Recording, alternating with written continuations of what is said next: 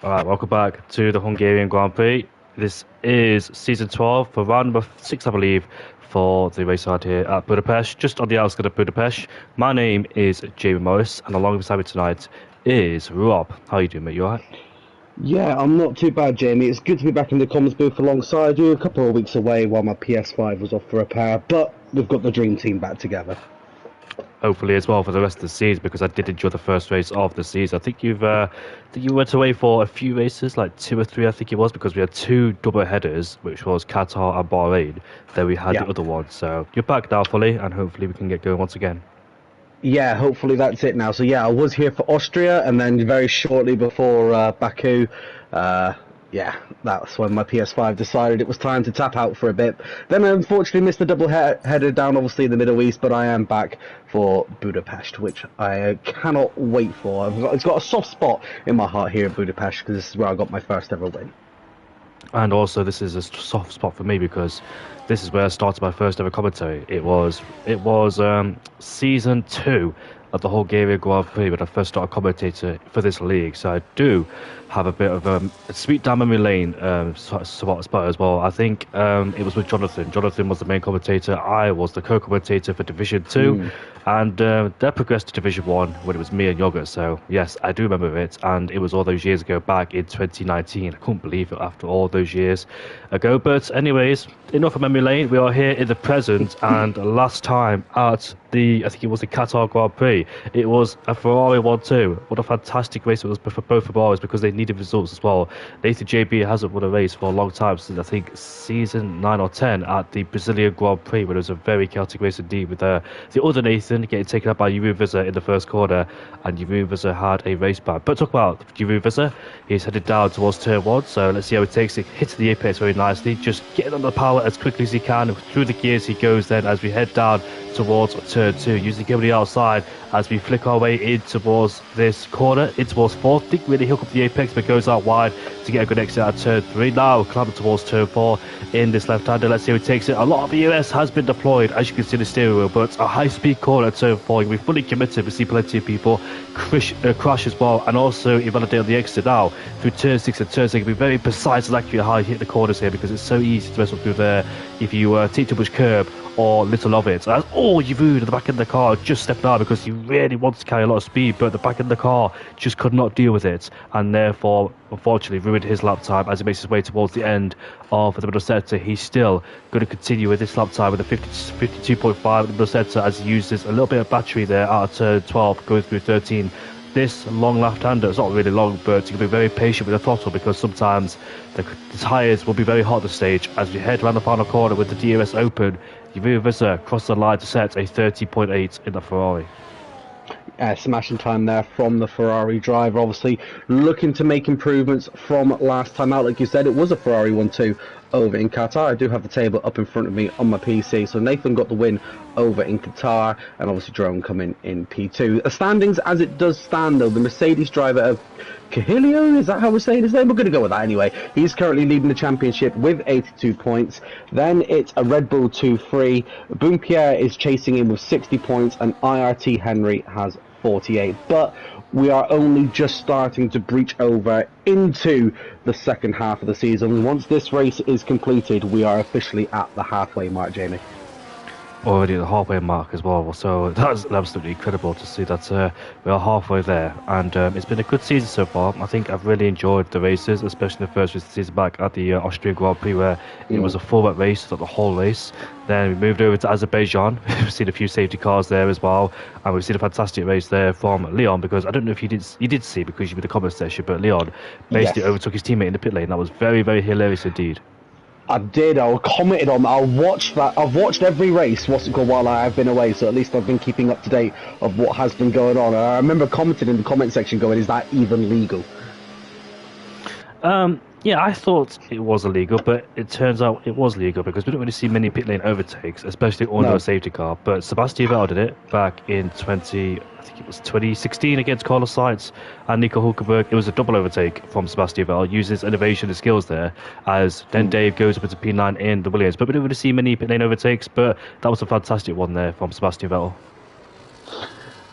vaguely remember it, if I'm honest, because that's stretching my memory back. But obviously, to see it actually implemented, someone actually being brave enough to do it as well. These boys are in tier one. Let's face it. If anyone's going to do it, it's going to be one of these.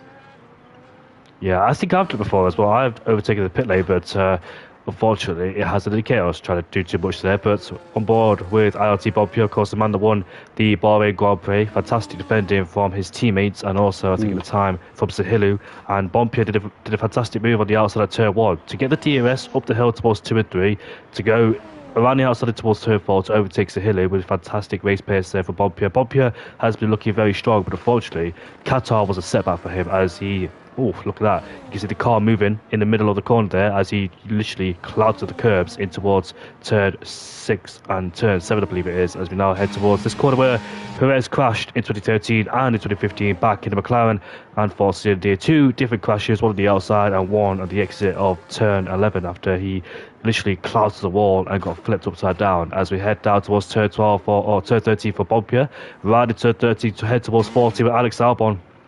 Crashed in 2019 as he spun the Toro Rosso around. As Bompia now heads towards the line, let's see. It's too far away for Bompia. Not expected, not ideal there for the Red Bull driver. Yeah, if you wanted to improve on that, we're still early days yet, Jamie. Only a third of the qualifying is done with. We've still got a long way to go. I was just on board there with 4-star. He sits at 1 minute 15.3. He'll be looking to improve on that much later, as we know he is capable of fast speeds. Still no word, however, from the CEO himself. Nathan is still sat in his pits, the last driver to set a time, and a Ferrari driver nonetheless. Nathan JB then has officially come out of the pit lane after what you just said. He just literally made his way down the pit lane exit. So good time in there as Nathan JB then, I think he took a podium back last time he raced around here at the Hungarian Grand Prix. It was P2. It was season 9, I believe it is, or season, it can't be season 10. It was season 9 as Jules finished at P3. Now Sieb, he started on the soft compound tyres, and at the time I thought it wasn't a good strategy, but he kept up with the medium winners. But towards the end of his tyre life, I think the likes of Jules Boom and Nathan and Sweet Crown got him. Sweet Crown took a victory around here in Budapest. Nathan finished in P2. He was in a really good spot, but Sweet Crown just beat him and in the Grand Prix as Sieb finished off the podium after taking pole. Sieb Wargamer is not here, unfortunately, because I think he has broken his wheel, as Den Dave just said. So Sieb, unfortunately, has wheel issues. Hopefully we'll see him back on the track sooner rather than later, but obviously it all depends on how fast he'll get replacement. Currently standing Sieb is P11 in the standings, does have 1 podium and a fastest lap under his name for the season, but overall has 25 points. Tell you what, Jamie, looking at the standings overall, it's very close no matter where it is you look. The only real gap is between P1, 2 and 3, but apart from that, everybody else is... A good day out at the track will give them a good boost up the standings, just to throw it out there. So obviously, like I said, P1 is currently on 82, P2 is in 6 with 60, P3, which is IRT Henry, is 48, and then Nathan is in P4 with 44 points. And then down, if you keep looking, it's 5 points pretty much separates everyone no matter where you look. So one good day, one bad day, and this competition gets blown wide open. Indeed it is, I agree with you as well, especially during a short season where you can't afford to make any mistakes, just like people did back in Bahrain, where both Ferraris tripped each other's tails, but one of them's on pole for the time being with a 30.8, while the other one is currently on a flying lap. Both Ferraris, of course, finished in 1-2, I think, back at the 2017 Hungarian Grand Prix. I believe it was Vettel and Raikkonen, despite Vettel having, I think, steering wheel issues, and Hamilton and Bottas swapping places, so Ferrari have finished 1-2 around here before at the Hungarian Grand Prix, but they haven't won the Hungarian Grand Prix for quite a long time now, have Ferrari. I thought it was a good track. Well, in the background I was the Aston Martin, but he saves the car. Not quite sure who that was, but on board with Nathan JB as he rounds the final corner, he goes up into P4 just behind ILT Leroy. Now Leroy, he made his return back to league racing, and he chose to come back when the game cycle was about to end. And unfortunately, Leroy, who's P3 right now, is showing some monumental pace. I don't know where he's been over the last few seasons or in general, because he had completely disappeared off the face of the earth, but he's back, and thankfully he's still back because he's been around Cone for such a long time as he spins the car where Sergio Perez almost spun. In fact, Sergio Perez did spin and hit the wall there, but Leroy, too much cross on the outside and also at the car. Yeah, a lot of people have chosen to sit out of F124, obviously due to its issues at the start of its life. But it is good to see that a lot of names from CRL's past are slowly coming back, and hopefully that will continue over into F125 and hopefully season 13, if and when obviously CRL is ready to confirm its existence. But at the moment, no such word as it stands. But good news is, a lot of people that have had the beta test are all reporting that the game feels good. It feels comfortable to drive. It's smooth. And that's what we want to hear, because when people had the F124 beta, they didn't say this. They said it was alright, and they said it was a bit clunky, but it was alright. So the fact that people are saying that there's been a lot of changes, it feels good to drive, hopefully going forward, we might be able to get CRL back to our former glory. I do have a bit of hope as well, because one of my mates who's in, I think, Zhizou Esports, same as Shivoon, he had the beta yesterday, and he spoke to me about it actually feels like an F1 car because he's played ACC, and Kenny goes up into P6. Kenny scored a podium as well a few seasons ago in P3. It's one of his first podium as well back in CRL, so that was quite a long time ago. But Kenny's still with us. He's racing. He's taking, I think, Kenny has been so close to winning Grand Prix. I don't think he's won one just yet, but he has been on the podium multiple times as well, has ILT Kenny. But Hilly, look at that, 1,000 between him and Leroy, P4, P5, ever so close. And Hilly as well, who makes his debut here at CRL, let's not forget, he's up into P5. Great job from him, currently P5 in the RB. Yeah, I'm glad you brought up that fact that Hilly is obviously one of the. Obviously, we've had a couple of drivers obviously dropped from their seats due to poor attendance, and obviously we've got a few come in. Obviously, some stepping up from reserve, like you said with Leroy, he's gone from reserve now to full time. Hilly just straight into the full time seat of Racing Bulls. It's going to be great. I can't wait to see what Hilly can do, especially if he's setting times like that, because that is always a good sign that we've potentially got a good signing. Obviously, the constructors, we haven't mentioned any of that at the moment, but the constructors have been put back to how it used to be back in the day, where constructors are now being done separately by orders of the CEO himself. So, at the moment, for Tier 1 constructors, Mercedes are leading with 112 points, and in P2 is the baby team, which is Williams with 90, and coming up very close is McLaren with 88. Red Bull not trailing far behind with 84 as well, Jamie. Quite close to the championship. Unfortunately, I can't see any of this because I think it got deleted in the channel. So I did see it like 10 minutes ago. I've got you covered, lad. I'll be your Martin Brundle whenever you want me to. I've got it all. Or would it be Karun Chandler? Who would it be? Who would be the one to say he's got all the points? But either way, I've got it all here for you, Jamie. AJ Wuhan, unfortunately, hasn't got all there. He just developed into the exit of turn 4, as 4-star behind him is going through into what, 6, 7, and a bit wide out of turn 6 there for 4-star. Of course, the man who's now driving in Tier 1 for full time. As Division 2 race yesterday, not yesterday, it was Monday. It was Dan who won. Dan, Diddy, and Cavolis all picked themselves up a 3-ticket ability. Cavolis will be a bit disappointed with his result because he was on pole, and he was running in first place with majority of the Grand Prix until the pit stops, because he pitted later. Diddy and Dan went through. Cavolis had to catch up, and Cavolis was 4 seconds behind as 4-star enters the pit lane too. So it is quiet on the track. AG Wuhan slowly creeping around as well as he heads off his pit lane. So all 50 drivers then are in the pit lane, and currently it's Giroux visit on pole ahead of Sahilu. Sahilu once again another great showing in P2. Kyle Scarrett, the man I'm going to go karting with very soon, is in P3 ahead of ILT Leroy.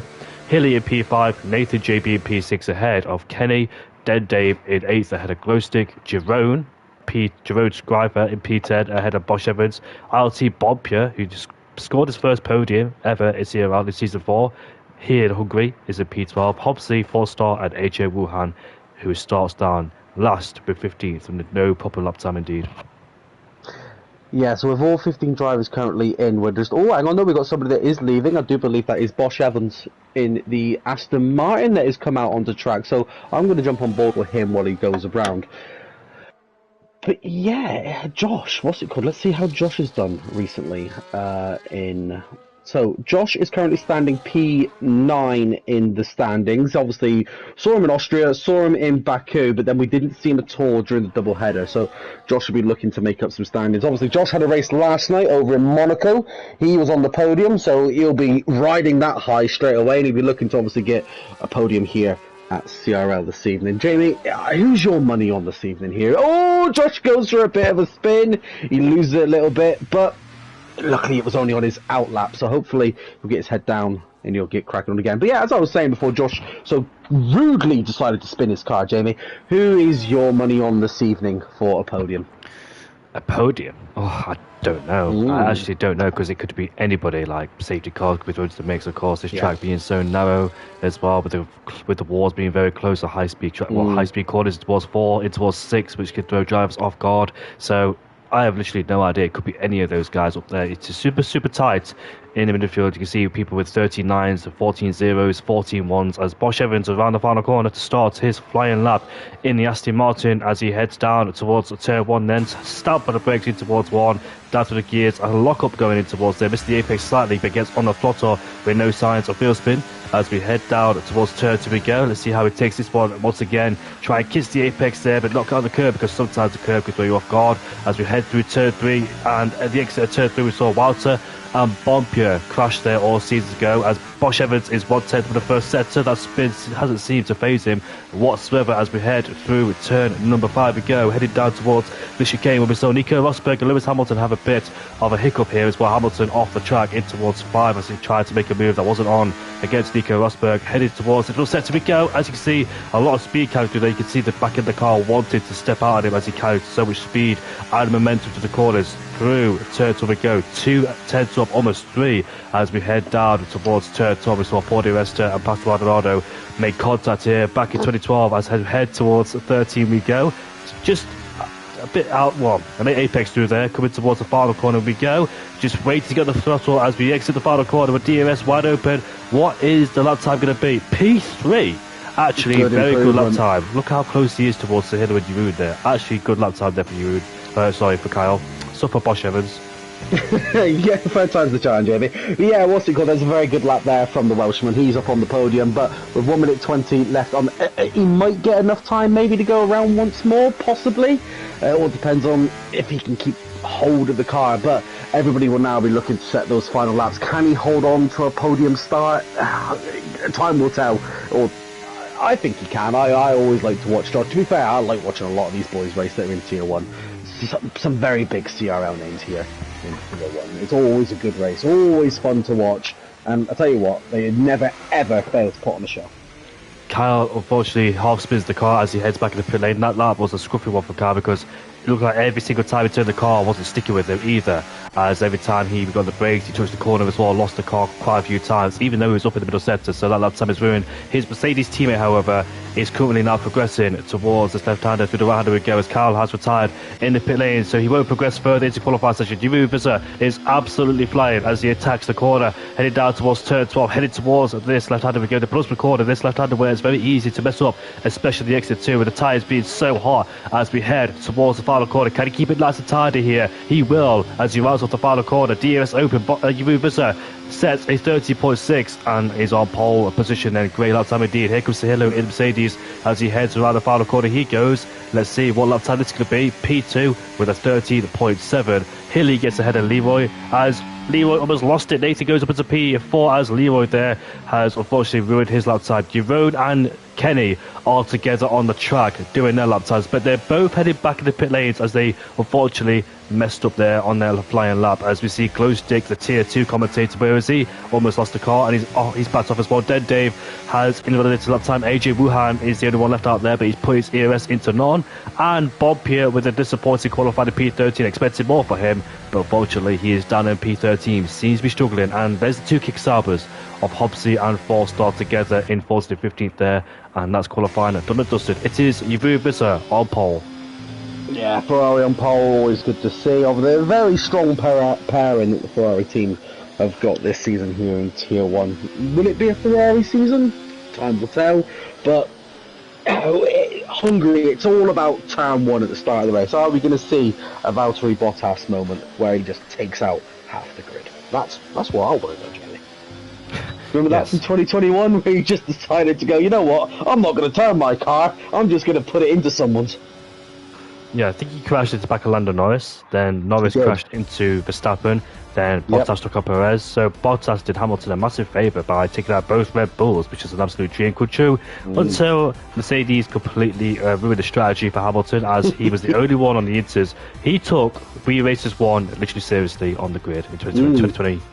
2020, sorry. No, 2021, there we go. It was 2021. But Yuri Visa is the champion of CRL. He has won the championship in Season 6 after he arrived and took it away from the double champion of Ferg as he beat Walter just as well. So Giroud has won the championship like before. It was in Season 6. I thought it was like before. But yeah, I thought it was like previously, but it seems like a very long time ago. Giroud, of course, has been around since like Season 3, Season 4. Same as Bob here as well. So those guys have been around for such a long time. But Giroud Visa on Well, pole. He's doing a good job so far. Let's see what he does in this Grand Prix. Well, as it stands, Jamie, I'm probably doing what you'd consider your dream Christmas present. At the moment, personally, I am going through all of CRL's history, and on the app that we're using for the graphics at the moment for this season, because the app's been updated where it literally incorporates all of the history of a league, so you can have race wins, points, penalties, you name it, fastest laps, drivers of the day, it remembers everything.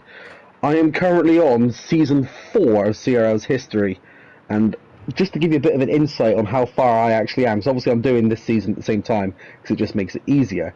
As it stands, for league stats, where I am, the driver that has got the most points of all time is CRL Duil, and that's on 857. Now that's only going to go up.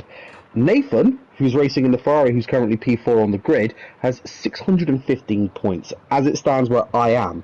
And that's only going to go up as well because he's in every single season. So this is what I'm saying, it just tracks everything. So by the time season 13 comes out, we should have a complete encyclopedia of CRL ready for you, so you can look at absolutely everything. I was keeping track of all the drivers, podiums, wins, etc. But I haven't done that for such a long time. I had literally every single driver's, even more as well, about 50 drivers facts around here at CRL.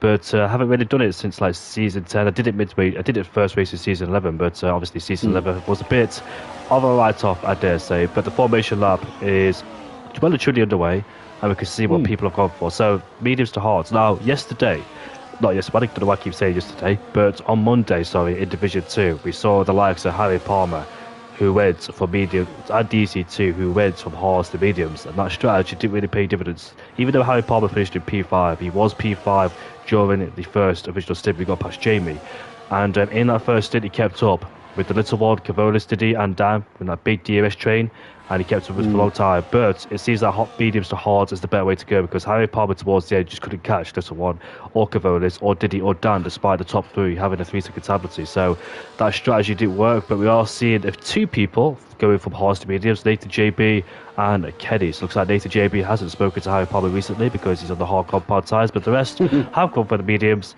And let's see how the strategy goes for Nathan JB and Kenny. Obviously taking it a long way in the stint, but when it comes to it, I think he might struggle towards the end because the hards are superior around this circuit.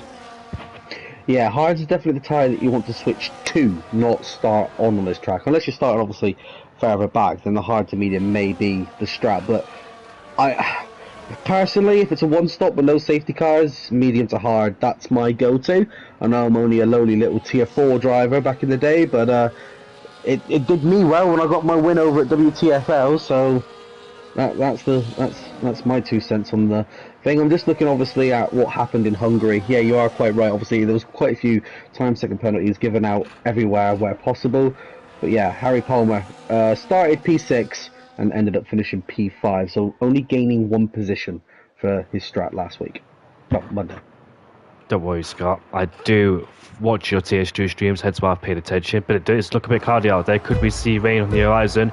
But the lights are about to go off then, as we see all 50 drivers waiting patiently on the grid, ready for the lights to go out around here, as Den Dave gets a drive to penalty. But we're underway for the Hungarian Grand Prix. Yavu with massive wheel spin stays ahead of second and third. Bosch Evans is going side by side with Sahilu as we head down towards turn 1 then. Let's see how Brave the all going down towards turn one. Any contact? The Ferrari's in the sandwich, and there's contact between Hilly and Yvonne on the outside as Bosch, Evans, and Kyle goes up into P4. And there's multiple cars everywhere as we head down towards turn two. We go with the racing bull up the inside, and he takes away P6, I think, from the McLaren driver of Yvonne. That's Hilly versus Yvonne as the Williams in the background gets all squirrely out of turn five. So a bit of a messy start. Nathan has been pushed out to P7. There was three abreast in towards turn one, and they all met in the middle as both McLarens go side by side as Kenny versus Yvonne for P8, as it seems like Yvonne has won in the time as Bonpierre side by side. Bonpierre's got a 10-second penalty for quarter cutting and gaining one place. That's before turn 5 he pitted up, so I'm not quite sure how on earth he did it, because you think he exit turn 4 he just went off the track, and he's bumping wheels with AJ Wuhan as well. So a messy start there for both of them as AJ gets overtaken on the outside of Bonpierre, who puts himself into P10 and ahead of the Alpine, and here comes the Sauber. The Alpine goes off the track as Glowstick goes off the track to avoid his teammates, and he gives the place up towards Dave, and the two Saubers going side by side of Hobbsy and Four-Star. Four-Star going to watch out because Dave's on the inside as Hobbsy does struggle for the exit of turn 13, but the first lap is completed and it's Jeroen Visser who leads this Grand Prix.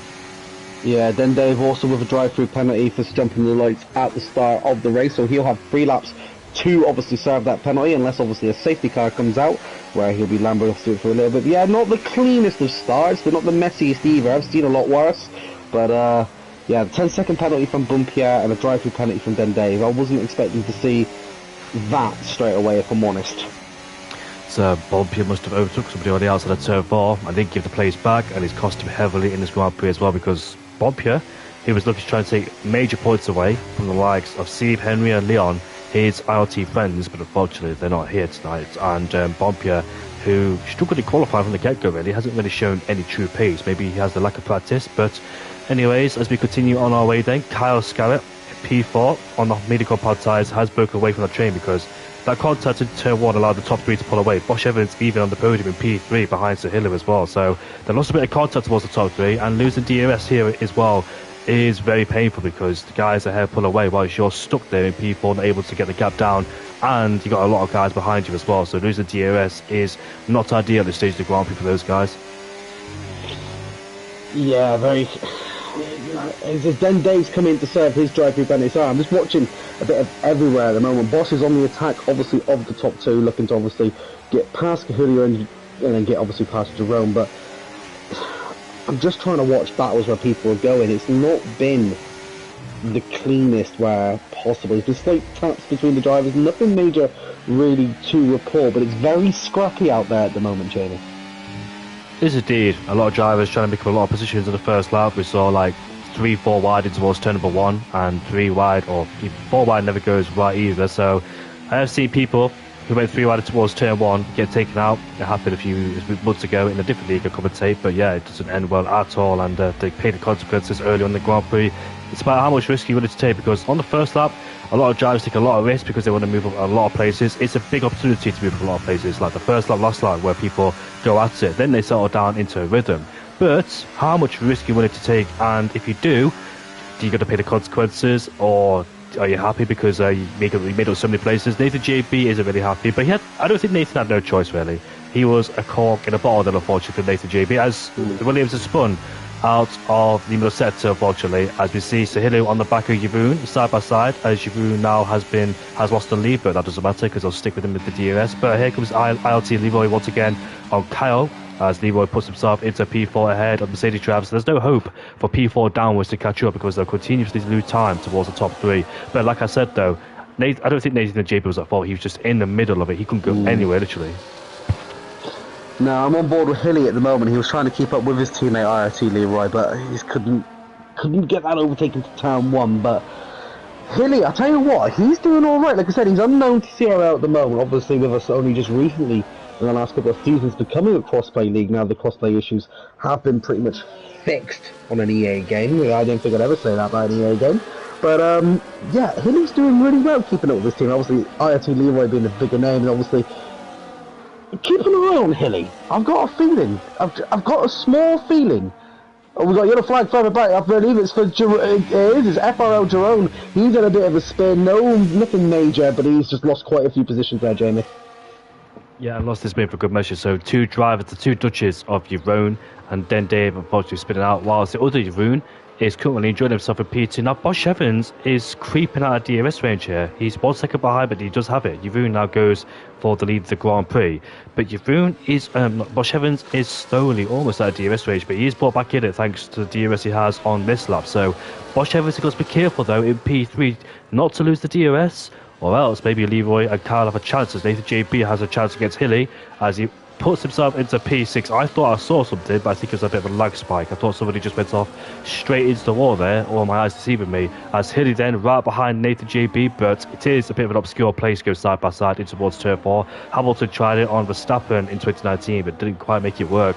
And I think the two Toro Rossos are Danny Kvyat and also Alex Albon went side by side through turn 1 to turn 4, and I think Albon just got past Kvyat as well. Kvyat scored, I think, his first podium in Formula 1 around here at the Hungary Grand Prix, when it was Vettel who won ahead of Kvyat, and I think Daniel Ricciardo finished in P3 after both Mercedes sustained issues. Hamilton went off at turn 5, and Nico Rosberg just generally had no pace to try and catch up. I think Rosberg had a puncher against Ricciardo, I think.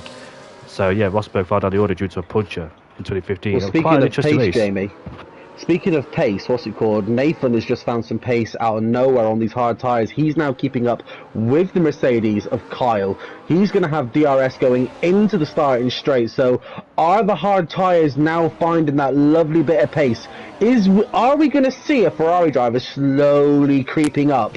Because I tell you what, Nathan's got pace, the overtake was beautiful, and he's now taken P5. Yeah, as Kyle seems to be struggling as well, and the two behind him of Hilly and Kenny go side by side. Hilly has the inside line, able to defend from Kenny for the time being then. So Kyle seems to be struggling, has lots a bit of pace, but Bosch Evans in P3 has now lost the DRS towards the Hilary Giroux, so he can't be boosted along. He can't be dragged into the top 2 anymore and get a nice stitch with a toe every single lap. But unfortunately, he's losing time. I don't see Leroy there could have a chance to try and catch up for P3. Maybe P3's on now, as it seems like it was an uncertainty with the guys behind, but maybe Bosch Evans is losing time. So Hilary once again right behind Giroux. These two are just streaking away in the Mercedes and the Ferrari. Of course, we used to see Ferrari and Mercedes fight it out here at the Hungarian Grand Prix back in 2017 and 18 as well. Ferrari had the upper hand around this track. It seemed like a Ferrari track, this one, but recently it hasn't. As I think back in 2022, when they could have the chance to win the Grand Prix, but Verstappen from, I think, 14th or 10th in the grid won the Grand Prix despite spinning out at turn number 13. Here comes Sahilou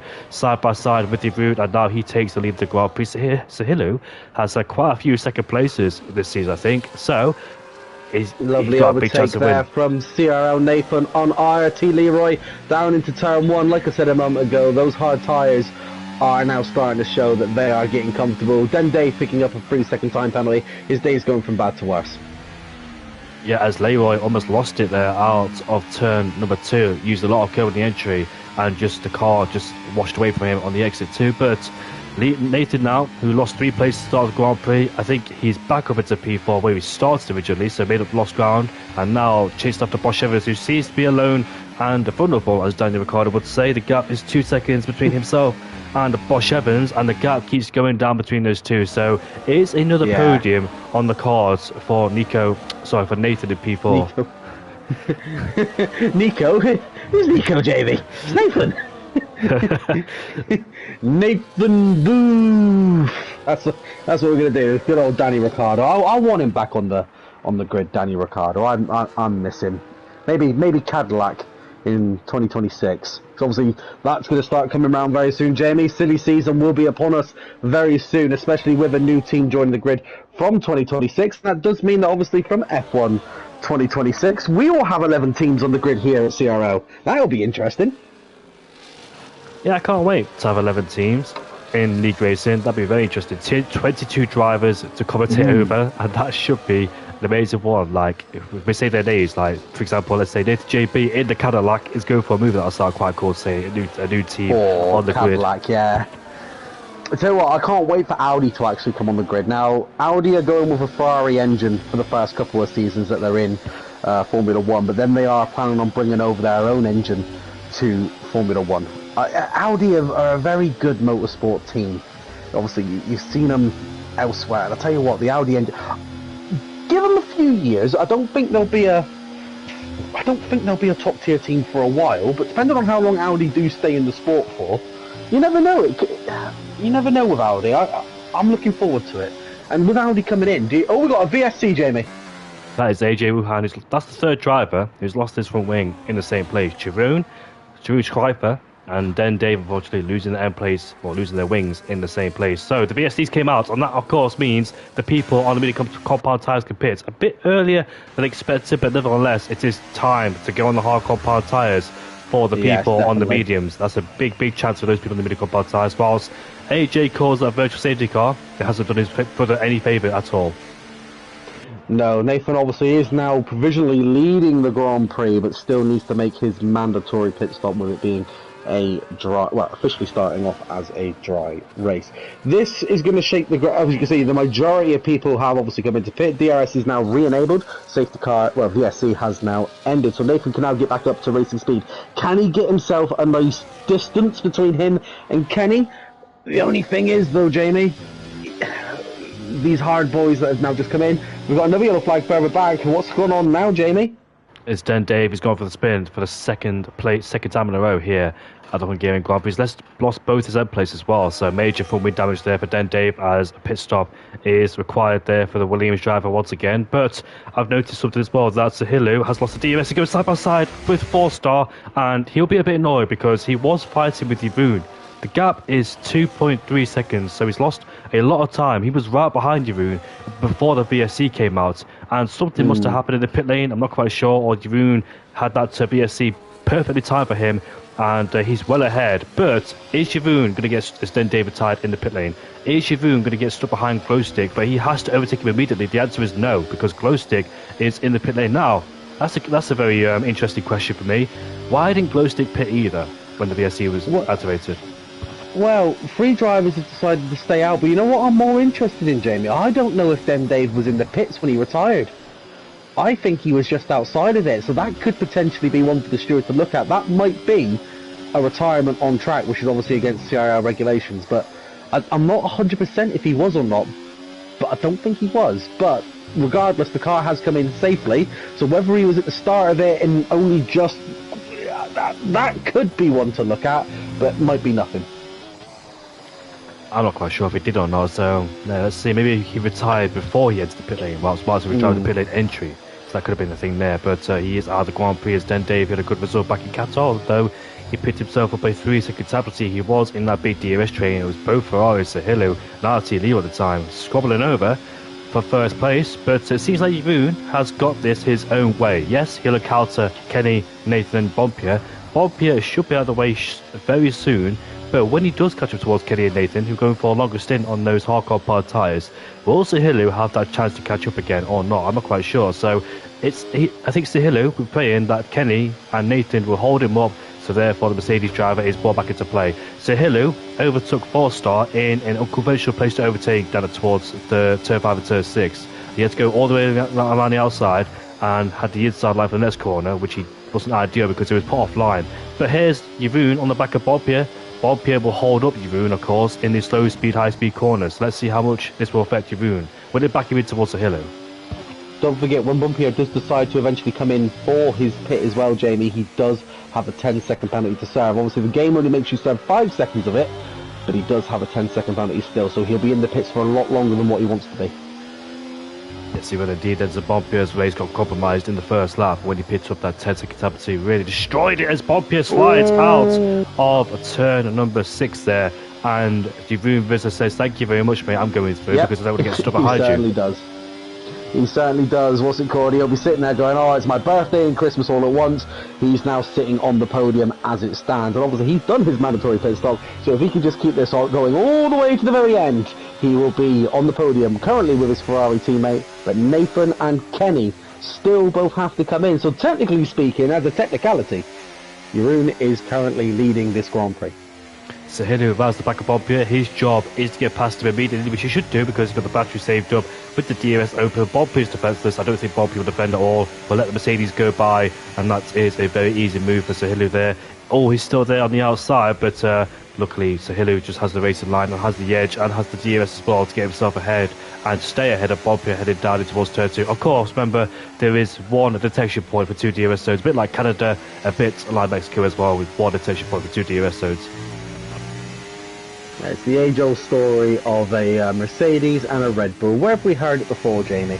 I'm certain I've heard this story before, many times, but I'm pretty sure there was a famous one in Abu Dhabi. There was some manipulations or something. I don't know. I can't remember the entire details.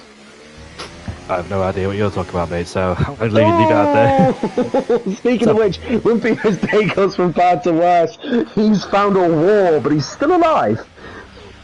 Yes, where Lewis Hamilton spawned back in 2011 under the wet conditions, and he got himself I think it was a penalty because he held up Paul di Resta, or he came back on the track safely as Paul di Resta had to go off the track. So Bob Pierce spun, unfortunately, and his race has gone from bad to worse. Who the man that's won 2 races this season, and he won the Austrian Grand Prix, he won at the Bahrain Grand Prix here in Hungary, where he picked up his first ever podium in CRL in season 4. It has gone very badly indeed. And unfortunately, no major points were scored for him either. His race ended a technicality. His race ended technically, on the first lap when he had that technical penalty as he heads off into the pit lane. But Jeroen is catching Kenny. Is he going to stay in? Hopefully he does, but I think a lot of drivers like me will retire because we give up. Yep, he's given up. He's retired. He's gone. Yeah, he's out. And the safety car has been deployed because AJ has actually crashed in the final corner. We go on board with Jeroen. Where is he? Yes, he's crashed where Sebastian Vettel spun and Sergio Perez crashed in 2014. You remember that safety car when Sergio Perez hit the wall in 2014, and Sebastian Vettel also spun but didn't hit the wall as AJ's gone out of the race. And Nathan, this is a bit early for Nathan Kenny. Ideally not now because the medical power tie still has to be taken a long way during the Grand Prix. So I don't know. I don't think Nathan and Kenny would like that safety car too much. No, it hasn't benefited Nathan or Kenny at all, Jamie, because considering what lap it is, it's lap 13 out of 35. Now, this is ideal for 4-star and Hobbsy. They can come in, go to hards, and go to the very end, because they start, obviously, still on mediums. The hard runners that came in, obviously, they've already done their mandatory pit stop, so they're going to get a bit of extra life in their hards. But Kenny and Nathan will be sat there. It's not going to be comfortable around the dinner table for the Booth brothers, I'll tell you that now, because Nathan is going to be sat there going, what the hell? He's decided to come in, but the question is it fresh medium? It is fresh mediums. So are we going to see another stop from the Ferrari driver? Is it going to be hard, medium, or would he be banking on another safety car, Jamie? Banking on another safety car, there's no point doing hard medium because they'll lose a lot of time if they pit for the second time later in the Grand Prix. So, yeah, unfortunately, they're in a predicament, is Nathan and Kenny on a new set of mini compound tyres. They will go towards the end, but they'll be heavily worn out. Heavily worn out. So that's the price you're going to pay towards in the Grand Prix. That's the price you pay by starting the hard compound tyres. And unfortunately, like you said, it was AJ who caused safety car in the final corner when he crashed in the wall. And yeah, they've already had their dinner, I presume, but yeah. Well, you never know. What's it called? You never know, Jamie. Could this carry over into Christmas? Just make sure you're part of the Discord server and you'll find out if it does or not. We'll see then. But AJ is out of the Grand Prix, and it's left Nathan and Kenny on a set of mini compound tyres that'll be heavily worn towards the end of the Grand Prix. So watch out for the drop off there for Nathan and Kenny. But I've noticed that Leroy has been catching Bosch Evans. I think he was like a second outside the DRS of Bosch Evans. Bosch Evans is still clinging onto a podium because he lost the DRS towards the top two. Now, this safety cars came out. This means that Sahilou can get back in DRS range and once again continue the scrap, because when Jeroen pitted under the VSC, he was somehow cleared Sahilou, and Sahilou just dropped away, could catch up. That's the power of the DRS for you. You got if you're outside the DRS, for example, like Sahilou and Jeroen were, you've got to have the pure pace. You can't afford to make any mistakes. You've got to hit the apexes right. Got to carry the speed. You're braking, accelerating, etc. You've got to be absolutely spot on to catch somebody else. It's so hard catching somebody when you're on the same time, in my opinion, with the same amount of pace, because because for example, like this tier, if you've got the same pace, the gap's like 3 seconds. Yes, you might gain a tenth here, lose a tenth there. It's just never goes down quickly or properly because you've got the same pace. It's just so hard to catch somebody down. Well, it is good news for the remaining 12 drivers that are still in this Grand Prix, Jamie. Obviously, CRL awards points all the way down to P12. So, officially speaking, we are looking at our 12 points run of the season. All they've now got to do is take the checkered flag. Obviously, the fastest lap is still awarded to those that do finish, obviously, in P10 or above. Speaking of fastest lap, obviously, we've had 4 races so far, and we've had 4 different people win the fastest lap award. However, Boompier, who has just left this Grand Prix, he got fastest lap last time out in Qatar, but because he finished outside of the top 10, he didn't get anything for it. Yeah, indeed. When you finish out of the top 10, you will not score any points. And next season, I think that no league is going to run the fastest lap anymore because unfortunately it's gone. It's not a thing. What's your opinions about the fastest lap thing being taken away? I understand why they've done it. Obviously, it was very controversial with what happened in Singapore last season with Danny Ricciardo putting in that fastest lap. But I understand why they've done it because a lot of people, myself included, the way I look at it is, yes, okay, a lot of teams are academy teams, the bigger teams. Like you got Williams as an academy for Mercedes, Haas as an academy for Ferrari, but it's blatant about V-Carb and Red Bull. Technically speaking, because Helmut Marko has his fingers in both pots, and so does Christian Horner to a degree, it is technically speaking they have 4 drivers on the grid. So if Christian Horner radios down to fucking... Oh, do apologise. Sorry there. Oh, I dropped an F-bomb. If Christian Horner does message down to V-Carb saying, look, we need this to happen, they do it because both the boys that are inside that car want to eventually end up in the Red Bull. They want to be in the bigger team, so they're going to do it. Let's face it. I agree with it personally, but they are all about changing how far points go down to in future seasons as well. They are all about moving it down to P12. Yeah, that's going to be quite interesting. I'm surprised the dude didn't do it back in 2012 when there was like 12 drivers on the grid. As Nathan's right behind Leroy. So the job is now for Nathan, like he was in the first stint, try and capitalise on these medium compound tyres, trying to get through the field as quickly as he can before these medium stocks drop off as well. So that's the biggest problem Nathan and Kenny have got. They've got to make their way forwards. They have got the fresh mediums. They're much fresher in comparison towards the people in the hard compound tyres because the guys did pit. Obviously, there's no reason for them to pit because if they did pit, they'll be in the same place as Nathan and Kenny, trying to take those mediums towards the end. So that's why these guys in the top 4 did not pit to go on a set of medium compound tyres. It's way too early to go on a set of medium compound tyres. Lap 19, 20, 21 is the marker to go. But you can see Nathan's right at the back of Leroy. I think he'll strike down towards turn 1, surely. If Nathan looks after his mediums, there is a very, very minor chance that these tyres could go to the end. I just can't see it personally. We're on lap 16 out of 35. Oh, Nathan has a bit of a snap there as he's chasing down IRT Leroy, but I don't... He'll get a good speed advantage in a couple of laps' time, but it's not going to be enough to take him to the end. He is going to have to come in again at some point. He'll be banking on a safety car of some kind. 19 laps to go on a set of medium compound tyres is suicide, unfortunately, as Nathan JB is right at the back of Leroy. I can't see it either. I think he'll take him towards the end, but they'll be dead towards the end, absolutely ripped apart. As Nathan then is too far away, but the DRS will be enabled. The problem is, though, if Nathan is stuck behind and can't get past DRS, he's in no man's land, literally, just stuck there. It's a stalemate for Nathan so far in this Grand Prix. He just can't seem to go anywhere, despite having the fresher tyre advantage. That's the DRS for you as well, the DRS train. But he does have the extra grip in the corners. But what about his downforce? A lot of these people's downforce will be the same in terms of like 50-50 wings around here. Maximum downforce around this track. As you can see, Bosch Evans a bit screwily out of turn 4 there as he almost lost the car, but keeps it pointing in the right direction. However, Bosch Evans, we haven't really spoke much about him. He's done an absolute mega job so far. As you can see, Leroy squirming away once again, and Leroy seems to be the one who is struggling out of the chicane there, and Nathan JB will try and pounce him at any given moment, but not in these corners because there's just no way past to try and get alongside it. Maybe at turn 11, we have seen a few moves in towards turn 12, especially Kimi Raikkonen out of control of Felipe Nasser back in 2015.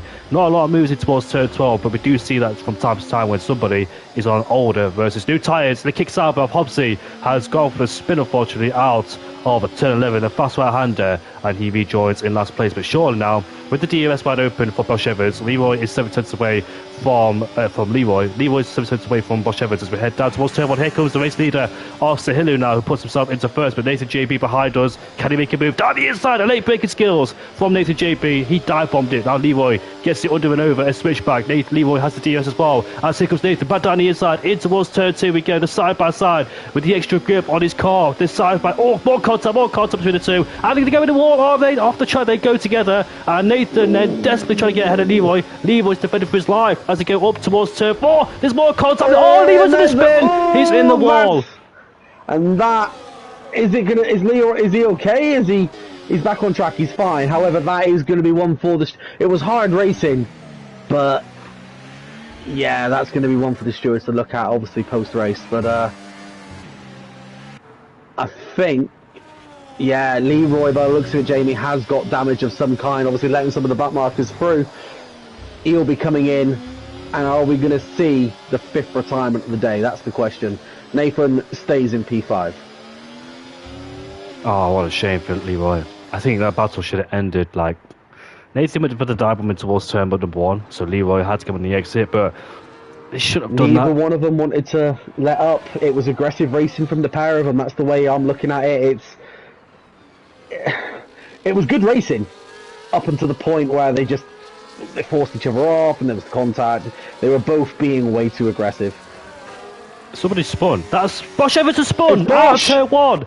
Oh, we've just lost track to the exit of turn 1. Now Kenny is back on the podium in P3, but of course the tyre advantage he has it right now, but not towards the end of the Grand Prix when those tyres go off. So Bosch Evans, who was running in a very good race, very strong position in P3, as he's been in P3 majority of the Grand Prix, but unfortunately he has dropped to the exit of turn 1, lost traction, and now Kenny get a podium around here in Hungary? But the problem is for him, he's on those mini compound tyres where they'll degrade quite fast towards the end of the Grand Prix.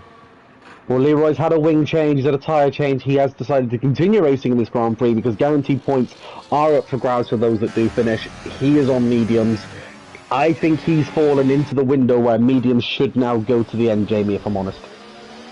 Yeah, they should go towards the end, but there'll still be a little bit of a drop off there, a bit of a tyre loss as Hilly is up to P5, overtook Nathan down at turn 12. Hilly is running a very solid race as well.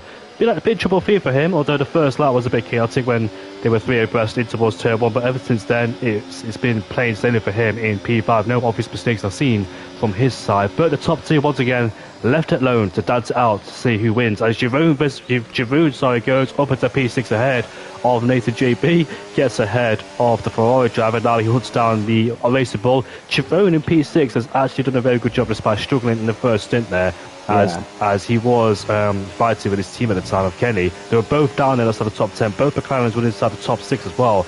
Like I think Fernando Alonso finished P5 back in 2015 Hungarian Grand Prix when that McLaren was absolutely terrible. I think Button finished in 8th as well on that day, where both McLarens were running the Honda gearbox for the first time in 2015, and it didn't go well whatsoever, but they picked up the best result of that year. This race in 15, as we see that Giroud then, Hilly is pulling away from Giroud in these mid-speed corners, the high-speed corners. The gap is 8 tenths per second as he tries to hold down Kyle.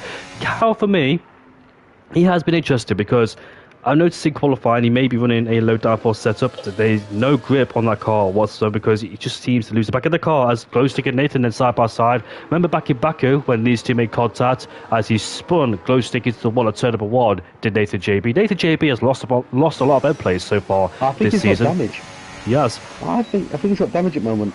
Alpine having a bit of a wobble there, so I'm just looking at a quick look at the constructors at the moment as it stands, Jamie. With Williams now being officially out of this Grand Prix due to the fact they only had one driver racing, it spells good news for both McLaren and Ferrari. That's going to allow them to catch on Mercedes, but Mercedes both running P2 and P4. That's going to give them a nice little boost, so I can't see them really being knocked off the top spot anytime soon. But Williams, because they're on 90 points, McLaren's on 88 and Ferrari on 70, that gap is going to close. With McLaren still being in this race, the constructors is about to get very, very condensed. Only Mercedes is going to have a little bit of breathing room.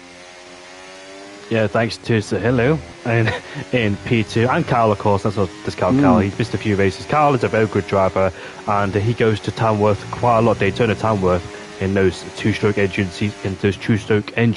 As he's hunted down by Hilly. He's lost time towards Kenny, so I'm worried about Kenny in P3 because he's on the podium right now. But with that tyre, 7 lap old, of course, 7 plus 14 is going to be 21 laps on those sets on the mini compound tyres. 21 on those mediums is not going to be good for those tyres. But I'm wondering when that tyre drop off does start to happen for Kenny in P3. The likes of Kenny, Kyle, Hillu and Jerome in P6, those 3 will catch up, well, except Jerome because he's also on those mini compound tyres. So Hilly and Kyle will catch up towards Kenny in P3. So I'm wondering then what's going to happen to Kenny. He is gaining a little bit of time on first and second, but not able to get himself in that DRS range. Running an absolute solid race is RT Kenny in P3. The man's had a few spins this season, especially in Bahrain at the final corner where he spun, but running a solid race here in Hungary. Hilly's in a very good position at the moment. I really do hope Kenny keeps hold of this podium. Last, obviously, didn't race in race 1 or 2, but obviously during the double header, picked up a 17 points in both races. Kenny is currently P6 in the championship. A podium will give him a nice little boost to catch up towards the front runners. However, Kyle's currently down in 17th at the moment, only getting 8 points out when he was in Austria. He's not picked up any points since because he's not raced since. So this will give Kyle a nice little boost. As we got a yellow flag further back, I do believe that's a McLaren. I believe it's Jeroen. Oh, poor Jerome in P9 there. That's the fourth driver's seat spin through that particular part of the track section, so something's wrong with that part of the track. As Glowstick then gets ahead of Nathan JB, who is struggling again, as Glowstick has a massive wobble out of the corner. Sahilu is sticking the back of Yavud, of course, so maybe Sahilu is just biding his time in P2 and staying there until the last few laps of the Grand Prix. And now DRS is enabled for Nathan and 4-star. 4-star is with a decent race here in Division 1 as well. Nathan goes up the inside and towards turn 1 we go. Glowstick has to run at the outside, but he does not have the DRS the exit of turn 1, as 4-star has to switch lines as we head down towards turn 2. Glowstick trying to go up the inside. That move was almost like Kimi Räikkönen of Verstappen, I think, back in 2018 when Kimi Räikkönen hit the back of Verstappen as he moved very late on the braking towards turn 2. Awesome as well. Here comes 4-star, around the outside he goes. Nice move there. Lovely stuff there from 4-star. Field for Jack. Nathan slammed the door on him further up the track, and then 4-star seeing his opportunity. And is he going to do it again? Oh, slight contact there between Glowstick and 4-star. 4-star, I tell you what, that was a lovely overtake on Jack. It was, and I thought Glowstick would overtake Nathan with ease because Nathan is suffering end play. But however, something doesn't seem to be right with Sahilu there with P2. He's out of the DRS range of Yavrum Vizsla, so Yavrum once again streaking away and breaking out of DRS range. But Sahilu, has he got the DRS? No, he hasn't. He has lost the DRS there towards Yavrum. Did Sahilu make a big mistake in that middle sector and lose the DRS towards Yavrum? That has cost him dearly. And if he can't get himself a DRS range on this lap, he could be at a massive disadvantage later on in the Grand Prix. I was going to say something else there, but Hilly is right behind Kyle as we head down towards turn 1. Do you know what? So far, Hilly has done a really good job against Kyle. Can he get past the Mercedes driver and focus and set his sights on Kenny in P3? Because Kenny's doing a good job so far, but like I said, the title drop-off will start to happen soon for the McLaren driver. Yeah, it's a wonderful debut here at CRL for Hilly. Currently P5, potentially, maybe we might be seeing him on a podium. I tell you what, Hilly could be one to watch maybe in future seasons if he stick around that long. Hopefully he does. His commentators strikes. Oh my goodness I'm me. sorry, Hilly. I feel so bad for him. I blame you. You started talking about him, and then I started talking about him, and now he's lost his wings. A lot of people have struggled with traction here around this track, just low surface, but the sun has came out, of course, as here comes 4-star, up to just on Nathan in towards turn number 12 we go. He's up into P5, the highest 4-stars run here in Division 1, so mega job from 4-star so far in P5. A lot of these drivers here making contact or either spinning out as well. Quite a few spins in this Grand Prix. It's quite hot around here in Budapest, of course. It's located, it's in the middle of the summer, of course, in July at the Hungarian Grand Prix. As we head down towards turn 1, Nathan going up the inside once again in towards 1. Can he make it stick? The side by side there, 4-star has the outside line, but he has no DRS at the exit of turn 1. So Nathan might get him as Hilly's retired in the pit lane. And here comes Glowstick now, taking advantage up towards turn 2, goes around the outside in towards turn 2. Not a double car overtake there for Glowstick, as there's no way Nathan's just blocking the road there, not allowing Glowstick to go anywhere. I've just had a notification come through on my phone, and I've got a feeling I know what it potentially is. I'm just checking the server at the moment. I really hope I'm wrong. Contact between Glowstick and Nathan JB, but Glowstick gets ahead as well to really lose a lot of time towards the guys in front. Kyle Scarrett in P4 has been left alone. Now, the podium is going to go towards Kyle or Kenny. Depends if Kenny can survive on the really compound tyres. Which one of these two will score a podium? I know that Kyle's been struggling on this track ever since qualified. Yes, he's qualified really high, but at the same time, though, it doesn't seem to have the setup to suit the balance of the car, because it seems to be everywhere the sets up the balance on that car just very loose in the high-speed corners and braking as well, and traction. So if Kyle can get his act together, can he bring the gap down, or will it be Kenny, despite being on all really compound tyres? It's really a case of people around him have made a lot of mistakes as well for Kenny. That's really helped him. Sometimes you need a bit of luck as well to be on your side to get the best possible result. As Nathan Star and Nathan side by side at turn number 1. But let's see, 4-star is back down the inside, and Nathan as we head towards turn 2. This contact between those two is 4-star there. Barely the space given, but fortunately 4-star just went into the side of him as Nathan's letting him go. Yeah, Nathan making the right decision there. What's it called? Conceding the position. He can then have another run at him later on. As Nathan then picks up a 3-second for exchange. That was very harsh from the game. I don't think he exceeded there. So I'm on board with him as we speak. If we said that it was very, very minor. One thing I've noticed about this game is, what's it called? It's very harsh with penalties, especially track limits. I didn't really see what happened to him, so unfortunately I can't get a clear detail, but yeah, can be brutal with penalties. Turn 4 is the most commonplace around this track to pick up a 3-second penalty, and actually he's the first one in the field to get a penalty other than Bompier's 10-second penalty earlier in the Grand Prix. But one of the drivers left alive during this race has got a 3-second penalty. He's dropping away now. You can see in the background that Jeroen and Sahila went through at turn 4 while Nathan was at turn number 12. So those two there going to the background. But unfortunately, Sahila can't catch up towards Jeroen now. He's 1.6 seconds behind. Ever since he lost the DRS a few laps ago, has not able to claw the gap back down, as Kyle is started to gain time on Kenny as well. The gap was like 5.7, 5.6. Now it's 5 seconds as well. So maybe in the last few laps of the Grand Prix, Kenny's got to look out behind him and watch out for the Mercedes. Could it be a double Mercedes podium for the first time this season? Or can Kenny get his first podium of the season? Let's find out. As Diddy says, good evening. Diddy, mate, welcome. Fantastic race from you in Division 2, of course. You were fighting with Dan, and you were right at the back of him on the final lap of the Grand Prix. You were 4/10 away from him, and unfortunately, you just couldn't get Dan. Maybe one more lap could have got him, but both of you were in an absolute solid race to get ahead of Cavolis and the little one. And even though you both had a 3-second penalty, you did a fantastic job to finish in P2. You've really shown a lot of pace as well. Ever since I commentated on you last season back at the Imola Grand Prix, you scored a podium, your first ever podium in Imola, and ever since then you've been doing a very solid result, and your recent podium too came on Monday here in Hungary. So keep going, Diddy, and I'm excited to see what you could do in the next couple of races. Yeah, Diddy, you've been standing out quite a lot recently, it has to be said. Obviously I don't actively race no more, unfortunately, but when I have tuned in and when I have watched, it's been nothing but good results. I'm just looking at the tier 2 boys at the moment in the rankings. Diddy is currently P2 down in tier 2, and there is only a point between him and Dan Joe. So tier 2 is extremely close. Obviously, anyone that is watching, we always recommend to watch our tier 2 boys on a Monday evening, where Glowstick and CRL 34 are your commentators. They also put on a lovely show, but it is very close between the top 2 by a point, and the little one is also in P3 with 103. So 17 points between P1 and P3 in tier 2. Jamie, I hope you're looking forward to it as much as I am. I am indeed. I did watch a bit of Monday's race until I had to commentate myself in a different league. So yeah, I've been trying to watch tier 2 quite a lot. Little one, of course, a former champion in I think it was in CRL.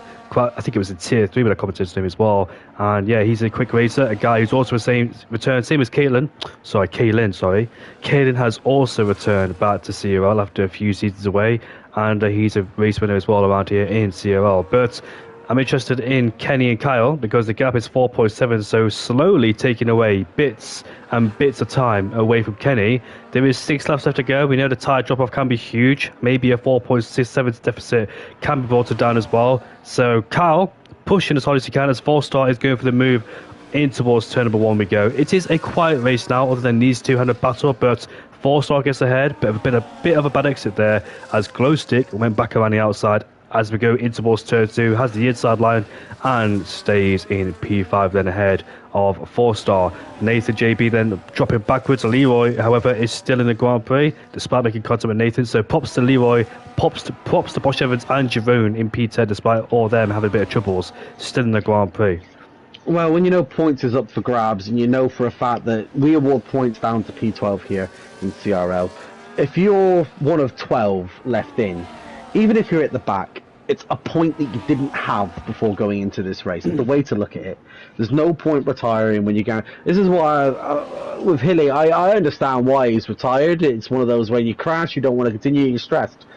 But because we award points all the way down to P12, he has just kissed away to a couple of points. Would have been points on debut, Hilly. It would indeed, but there was 5 laps left to go, and there's no signs of Sahilu catch up towards Jeroen. When was Jeroen versus last race spin? It must have been a long time ago.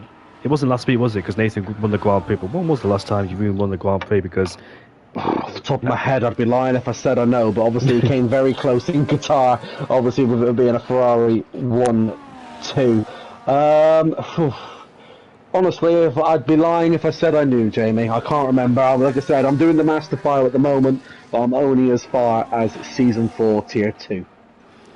the British GP, I think. And I remember him winning back in Japan. So yeah, he won the Chinese Grand Prix when he had finished ahead of Sweet and Nathan. But he did have a season ban in season 10. Came back in season 11 a few races. But yeah, I think it was the British GP in season 9 when Jeroen Visser scored his last race result ahead of Nathan and Sweetcrown on that day as well. As Posh Evans finished in P4 a long time ago, all those races ago. And yes, Jeroen Visser has been a very strong driver. Of course, he's had his few problems as well. A season ban in season 10 after wiping out Nathan in towards turn 1 back in Brazil. And that's when Nathan JB won the race. QVR Nathan it was. I remember being in the stewards meeting that day. I don't think I've heard a ban hammer get mentioned so quickly. Yeah, got to that incident. What do we decide? Ban. I can't remember who said it, but literally, Nathan was leading the meeting, and I just cannot remember. I just can't remember who said it, but literally, what do we all think? And someone out of nowhere, instantly without thinking, just went bam. Straight up. It was the quickest ban hammer I think I've ever heard. I think he appeared for a few races in season 11, but now he's back. I'm very surprised, Jeroen. I'm very happy as well that Jeroen's still here, of course. He's got other leagues for himself in very high leagues, of course. He is part of Shizou, that team, the high esports team was well credited. A lot of very fast drivers, including Cameron Dowds, who used to also race here, and pick up multiple wins as well. Follow Kong and Oscar, a lot of quick drivers are in Shizou. Jensen being one of them, but unfortunately I think Jensen's left. So yeah, I do know quite a few of the Shizou guys, and he's still there in, he used to be in F7R, but I think F7R has closed down now. Jensen's moved on to esports league? Not Jensen, but... Oh, not that Jensen. I was going to say, because the Jensen that I'm remembering from CRL was, I won't say what I'm thinking, but he wasn't wasn't the best, Jamie. But if it could be a different Jensen that we're referring to, yeah. Jensen and CRL. I don't remember Jensen and CRL as Levo went for a spin, as Bosch Evans now takes his place away. I think it was during season 10.5, Jamie. He joined and he was very... He became SRL Jensen, if that name rings a bell. Oh, yes. Now I remember, yes. There we go. Yeah, he also went the way of... deciding to take somebody out on track, which ultimately led to his ban as well. Well, on track, Bosch Evans is back ahead of Levo. Levo goes off the circuit though in the final corner as he had a spin in the middle sector. Goes from bad to worse for him, and now he's about to be...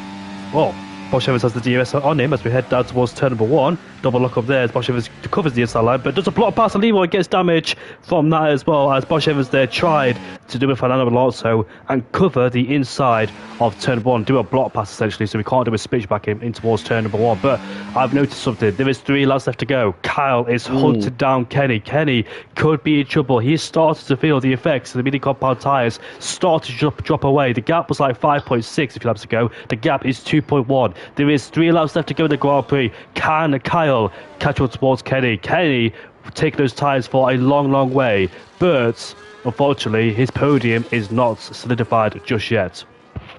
No, I think it's a matter of how long has Kenny got hold of the third place trophy. The time is being chipped away slowly. The pressure's going to be on because we don't know how many track limits that either of these drivers have got. One false move and they could be at a 3-second penalty. I really want to see Kenny on that podium. He's done a fantastic stint on them mediums. But Kyle is catching, and he is catching quick. He is indeed. Kyle Scarlett on his way to pick up his first podium for quite a long time actually. I can't remember the last time Kyle had a podium, if not any, because he has been in CRL for a little bit, just popping in and out quite a long time, like Jeroen has as well in P9. They've been popping in and out of CRL. And Jasper as well. Jasper has returned in the server.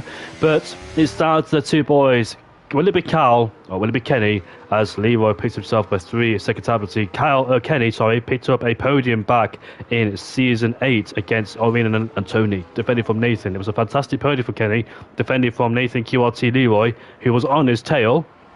And now he's got Kyle Scarrett, a very handy driver. This is going to come down to the last lap of the Grand Prix because Kyle has just caught up. So Kyle has one more lap, but Kenny in P3 has Leroy in front of him. No, when you go for the fastest lap of the Grand Prix, you don't push hard on your out lap. No. You want to bring the tyres in, making sure you don't take too much wear away. So how slow is Leroy going to go? Is Kyle catch up towards Leroy? Because if Leroy gives Kenny DRS, then Kyle won't be happy. But it seems like Leroy is pushing slightly. Oh, never mind. It's done.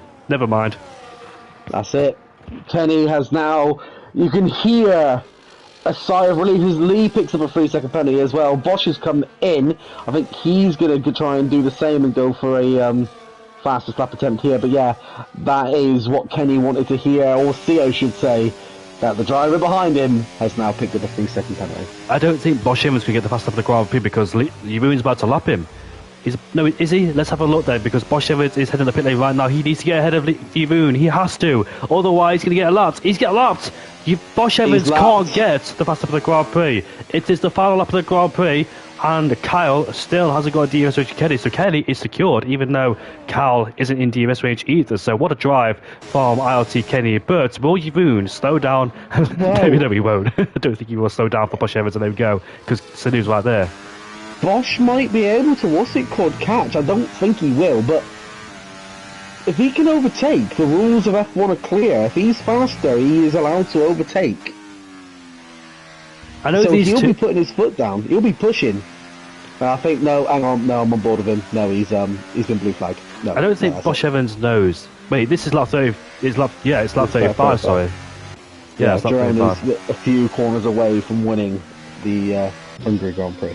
I don't think Bosch Evans knows that it's the last lap for the leading pack, hence why he's let I think the driver ahead of him go. He's let Sahilou go because he wants to DS the back of it, but he hasn't acknowledged that it's the last lap for the lead driver. So unfortunately for Bosch Evans, he will not get the fast lap for the Grand Prix. That was very tactical to get behind somebody, but here comes the Ferrari of Jeroen Visser, who hasn't had a win since season 9 of the British GP. Last podium was Qatar. Jeroen Visser crossed the line to win here back in Hungary. What a fantastic drive to break away from the DRS. Sahilou in P2 as Leroy got Bosch Evans, and Leroy goes for the quickest lap time of the Grand Prix. Now, let me talk about something after the Grand Prix, but Kenny goes into P3. Fantastic result for Kenny, back on the podium once again with Kyle Scarrett finishing behind him in P4. Glowstick, who finishes in P5 ahead of 4-star. But do you know what I'm thinking? I thought that Bosch Evans pitted and was waiting for Leroy to somehow obstruct him to get the fastest lap of the Grand Prix.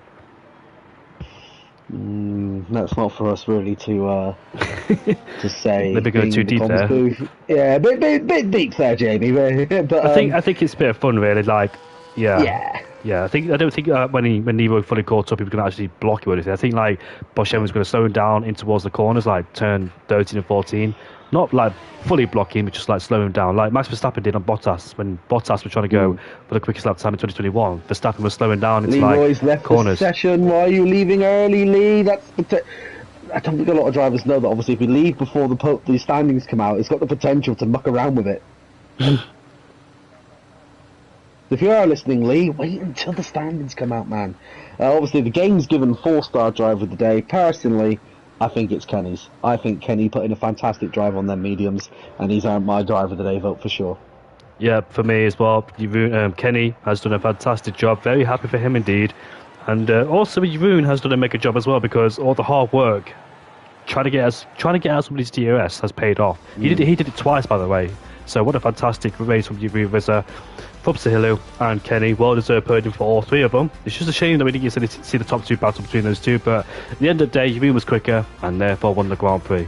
Fully deserved win.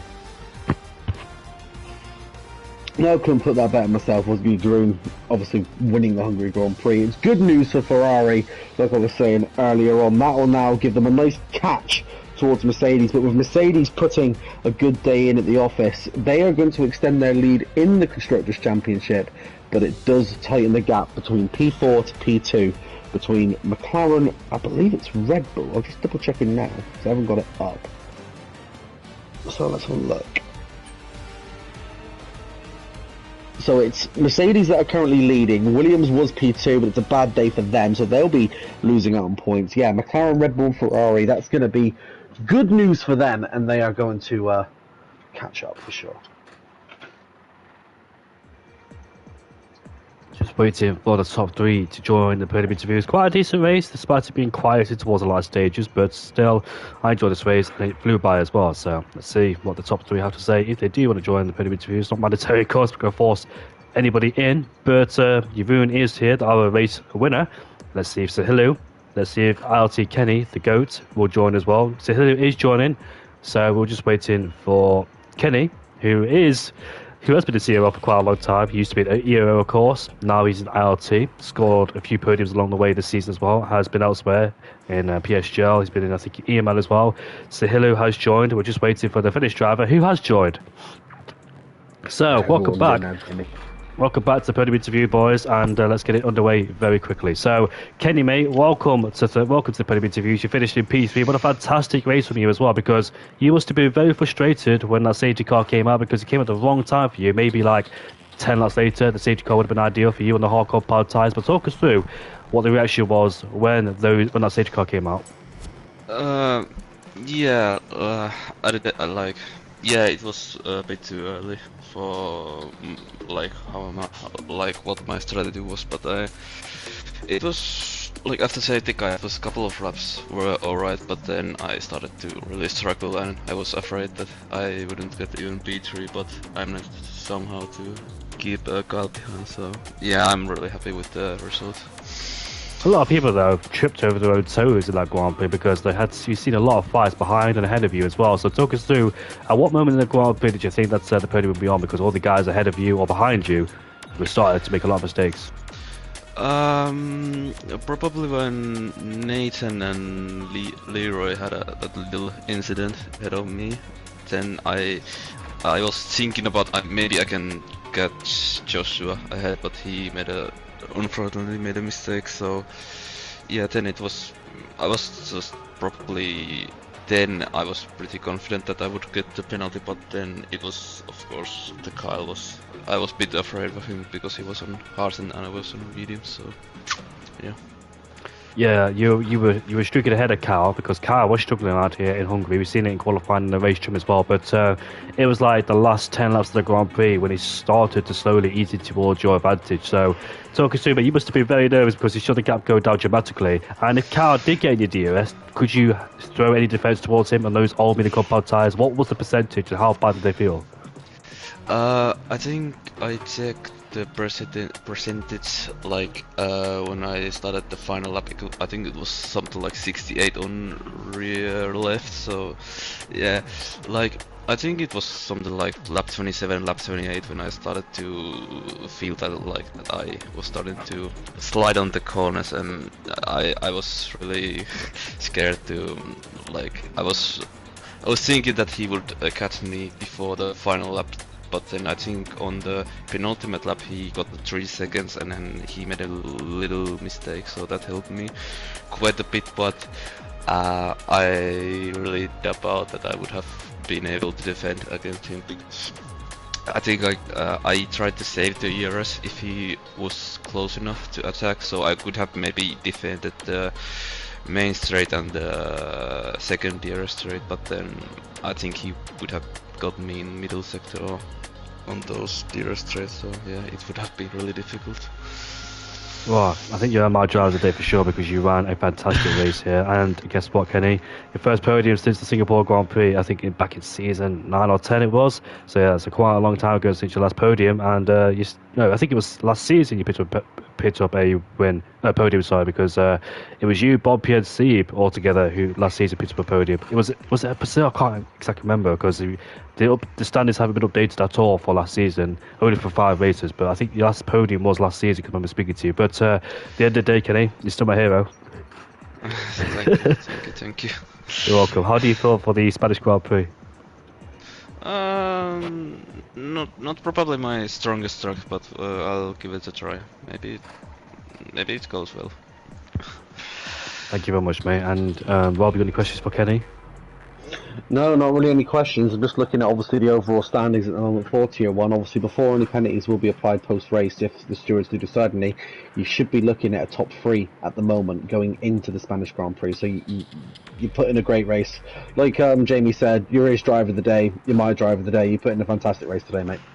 Thank you, thank you. You're welcome, mate. Thank you very much, Kenny. Now moving on to P2. So, hello, mate. What we're on today on P2, it's another P2 for you as well because you've had a run of P2 so far this season. But you just, what happened on that lap where you lost the DRS? Did you make a mistake in the middle sector because you were right at the back of Jeroen's gearbox? But unfortunately, something must have happened in the last sector where you just dropped out of DRS range and therefore couldn't catch back up. Yeah, I made a series of mistakes when I was trying to catch Euron. I think I was in quite a good rhythm at one point, and we were kind of swapping places every now and then. You know, the one in front burning and then the one behind saving, all that. And yeah, I just tried to push a little bit too hard, and then made just a few mistakes. Just little things, losing the back end and going a bit wide. And then instead of trying to get back in DRS quickly, I decided to back off a little bit and then conserve the hards because we did a hell of a lot of laps on the hards. I don't know how Kenny got to the end of mediums and 21 lap all mediums or something. So yeah, that was just a misjudgment for me, but Euron was also very quick all race and in qualifying, so would have been tough anyway. What happened on the VSC? Because like it was in the second stint, you were right behind him before that VSC came up, about 3 or 4 tenths. Then obviously there was a car in between you and Jeroen Visser. There was, I think it was forced at the time. You had to do the overtaking in an obscure, unconventional place, like at turn number that chicane down there, and yeah, you had a couple of rides running there as well, so you lost a bit of time. But you must have been so relieved when the second safety car came out because that meant it pushed up the whole pack as well. Yeah, I think I had Delta off under the VSC, so I had to quickly go AI mode to turn it back on. Which wasn't ideal, and then I was behind Forster, yeah. But no, I didn't mean to overtake there. I was going to wait for the straight, but he went to the inside and broke quite early, and I just ended up on the outside. So yeah, I did lose some time there, and yeah, the second safety car was good as well because it let me conserve the hards again. I think at the end I would have been sliding around a lot more without the second safety car. And you've had a run of, I think, 4 podiums now in a row.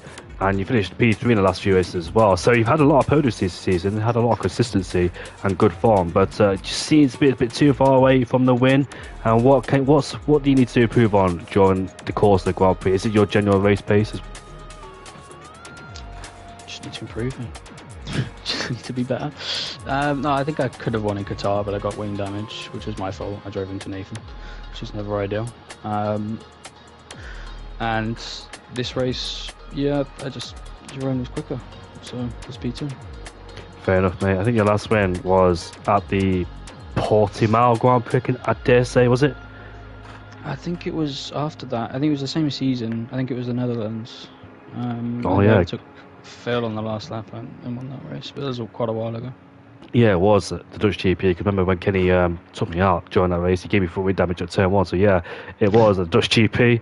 But yeah, thank you very much, James. It's nice to have you back at the podiums once again. Oh, cheers. And hopefully you can come quarter with us sometime as well. Yeah, we will. Rob, you got any questions for Sahilu?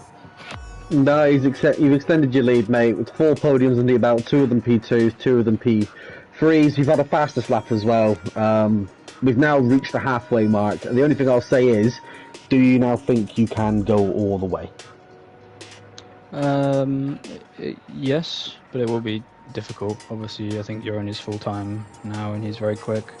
And the gap behind, I've no idea what it is, but I know that Bempier is somewhere near, and Nathan's quick as well. So, yeah, we're not quite halfway through the season, or we might just be now. So there's a long way to go, and a lot of things can happen. But yeah, obviously, I want to win. Wow, good to hear. Good to hear. But yeah, with the end of this race, we have now just finished the first half of the season. So rest up, because you've got Spain, Australia, both Texas. No, it's not. It's Miami and Vegas, and then Belgium to end up on. Is there any there that you're not a particular fan of? I haven't driven much on this game. I have like 70 hours in this game, and that's been in the recent weeks. So I haven't done a league race at any of those tracks. But good. But the other 3 are a bit questionable for me. Fair enough. Well, I'll let you go then, lad. But yeah, good race result today. You've extended your lead in the World Drivers' Championship, so well done, mate. Thank you. Moving on to Jeroen Visser. Jeroen, hoe gaat het? Yeah, I'm good, mate. How are you guys? I'm very good, thank you, mate. Nice to have you back on the top step of the podium for the first time, I think, since the British GP all those seasons ago. But yeah, Jeroen Visser, you've won your first race. You finished second in Qatar behind Nathan JB, your teammate, but gone one better. It's been an absolute fantastic race for you because obviously you were the quickest out of overall, but you broke DRS from Sahilu twice. Were you a bit nervous because you seen that Sahilu in the second stint was staying behind you because obviously the guy behind wants to stay behind you so he could get DRS the last lap? But were you a bit surprised that you broke away from the DRS from Sahilu, because sometimes it can be a bit difficult to break away from somebody on equal tyres and equal pace? Yeah, to be fair, in the beginning of the stint, I was not really trying to, but I was like feeling the pressure a bit. I saw that he was staying behind. We were swapping places, and he was staying close enough behind me in the first laps. But when I was behind him, I felt like, yeah, I can like follow closely and not have any trouble. And when I was back in the lead, I was just driving the laps. But at some point, I saw him like struggling a bit. Gap was going from, instead of 4 tenths, like to 5.5 tenths in the middle sector.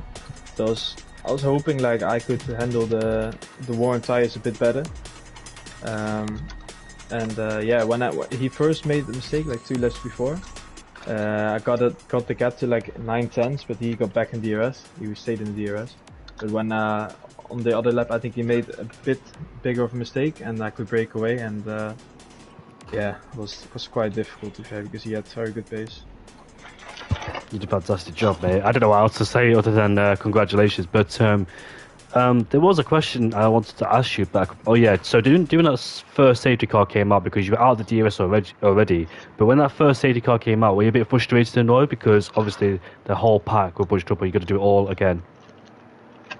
I don't even remember if I was out of the DRS, but I knew the heart like could go pretty far, so I thought, yeah, VSC, why not? I'll just box, and I think it worked out because the hearts did not wear at all. They felt great till the last lap. Well, fantastic job from you today, mate. Absolute dominant and absolute control during this Grand Prix. Just had mega pace to get yourself out of DRS range from Sahilu. And how do you feel for the Spanish Grand Prix next week, mate? I didn't know what the next track was, but Spain. Yeah, I don't know. I'll just see. To be fair, it's not my strongest track, but I think I don't know. I just felt like a bit more controlled finally in this race. So I've not driven a lot this game, but I'm kind of getting into it now, and I'm starting to feel more controlled. Yeah, it's a bit late, but I don't know, I just took a break. Well, it's nice to see you back always, mate, because you've been around since like season 3 and season 4. I remember the first time I met you, and you've always been quick since then, mate. So, yeah, it's nice to have you still in this league. I said it's nice to have you still in this league since season 3 and 4. Yeah. And also, Jeroen, F125. I know a few of your mates in Shazoo, including like a few of mine as well, because I know quite a few of them. They've got the beta for the game. Have you played the beta? Is the F125 game looking promising, do you think? Still difficult to say. I've seen a lot of chats today in the group chat. Me and myself, I don't have the beta code, but some of them have, and they're just trying to like figure things out. But it's looking a bit better. Like the tracks they laser scanned, they're looking quite good. But it's just finding out about the handling, like what setup to use. Yeah, we'll see. It's the same every year. You can't really tell till you play it yourself. We have to find out in about 4 weeks' time. Well, this month it comes out 29th of May, I think, F1 2025. So that's going to be very interesting. Yeah, it does, mate. Yeah, 27th for those that have the Legacy Edition. I'm not going to pay extra for that. But Rob, you got any questions for Jeroen? No, you drove an amazing race today, mate. You've come in P1, always going to give you a good boost in points. Like I said a moment ago, you've heard the 5 tracks which are yet to come. Obviously, I know you're taking a bit of a break, but has any of those tickled your fancy? Obviously, we've got Spain, Australia, Vegas, Miami, Belgium. Yeah, I really fancy both the American tracks. I think Miami is one of my favorites, and Miami? yeah, and I remember last game I was quick on Vegas, so yeah, we'll see about that. But I also have a question for you guys. Mm. Where did Kyle stay? Like he was right behind me, and then suddenly he was gone. Kyle. Like in Kyle Scarrett, like Oh, Kyle. he was right behind me. We were swapping places in the first stint, and then suddenly after VSC, he was gone. That was Sahilu, mate. That was Sahilu. Oh, it was Sahilu. Yeah, it's the Hiller. Oh, I didn't even know. Sorry, man. I thought Mercedes was Kyle. Sorry. They're both He Mercedes. is Mercedes, yeah, they're both Mercedes, but no, it was the Hiller that was sticking with you. Yeah, Fair enough. Sahilu was on the back of you the whole race, mate. It was him. Mm. Ah, okay. I only saw after the safety car. I thought it was Kyle for the first stint. So I was like wondering where he was. Well, I I've had misunderstood that. I've had no drivers ask me a question before, but it was very nice for you to ask that, Jeroen. No problem. But anyways, we got nice conversation with you three. Kenny has left, but well done to you two, Sahilu and Jeroen. Finishing first and second, clean race today from both of you, and we'll see you all next in Spain. But Rob, thank you for commentating with me. I was asleep about 10 minutes before the Grand Prix, so I properly woken up. No, it was good to be back, Jamie. Like I said, gutted that I've had to miss a few races, obviously due to technical issues, but all being fixed and prepared now. That this should be us now to the end of the season. One that I'm looking forward to is Vegas. I'm looking forward to doing that. Spain is a bit of a hit and miss track for me. I don't find it very entertaining, but there's always an event in CRL, no matter what track we seem to go to. So let's see what next week brings us. It was a bit chaotic in the first half of the Grand Prix here in Hungary with a lot of people making contact, but hopefully at the Spanish Grand Prix it'll be a lot more cleaner. So we'll see you all at the Spanish Grand Prix next Thursday at 8 o'clock. Join us back. But it's Division 2 with Freefall and Glowstick as the Tier 2 commentators, so watch out for them as well. Diddy and Dan are having a really good scrap for first place in the championship. There's only 1 point separating those two in Division 2. And also enjoy the Miami Grand Prix this weekend. Who will win? Will it be Verstappen for the third time in a row after winning 2022 and 3 and 4? Not 4. And Lando Norris, who won last year as well, taking his first win. Oh, Oscar Piastri, the current championship leader, who was a really good streak as well. Let's see what happens this weekend. Piastri. It is a sprint weekend, as Rob is saying. Oscar Piastri might win, but you never know if Norris can find his form, or Verstappen as well, because Verstappen is a mighty driver. He isn't a 4-time world champion for no reason, and he always outdrives the car as well. And we'll see you all later. Goodbye for now. Bye bye.